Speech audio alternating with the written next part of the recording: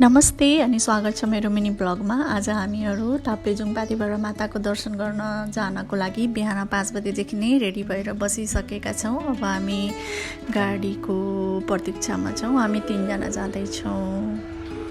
बिहान 5:45 मा घर अगाडि नै गाडी आइपुग्यो। अब हामी गाडी चढेर अब पाथिभराको यात्रा सुरु गरिसकेका छौँ।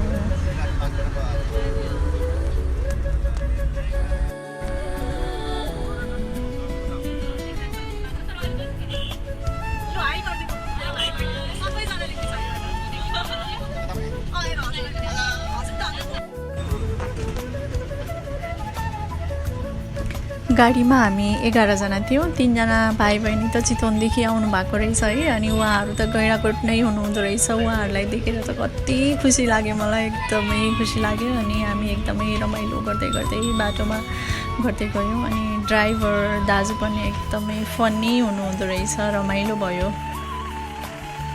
बिहान 8:30 बजे खाजा खाने ठाउँमा रोकियो। अनि खाजा खाएर फेरि हामीहरू बाटो लाग्यौँ। हाँस्दै रमाइलो गर्दै फनी गफहरू गर्दै हामी हिँडिरहेका थियौँ।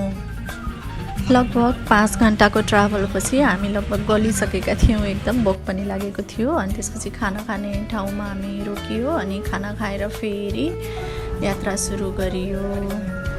खाना खाएपछि खाना खाएको 10 मिनट जस्तोमै आयुलाई निन्द्रा लाग्यो। आयु निदायो। लगभग मलाई पनि हल्का टायर्ड फिल भएर निन्द्रा लागिरहेको थियो। त्यही पनि रमाइलो गर्दै हामी हिँडिरह्यौँ।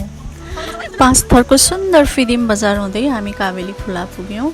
त्यहाँ पाथिभरा जाने भक्तजनहरूले त्यहाँ काबेली खोलामा पूजा गरेर जाँदाखेरि आफ्नो पूजा सिद्ध हुन्छ भन्ने मान्यता छ, पुरानो धार्मिक मान्यता छ। र हामीले पनि त्यहाँ पूजा गऱ्यौँ। अनि म त खोलामा गएर नुहाएँ, मुख धोएँ अनि जल पनि लिएर आएँ।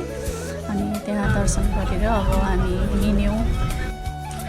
हल्का पानी परिराखेको थियो। पहाडको बाटो, चिसो हावा अनि एकदमै रमणीय सुन्दर दृश्यहरू हेर्दै हामी फाइनली ताप्लेजुङ बजार आइपुग्यौँ। लगभग 4:30 बजिरहेको थियो। अब हामीलाई यहाँबाट अर्को गाडी लिएर उता के भन्छ तल्लो फेदी पुग्नु थियो।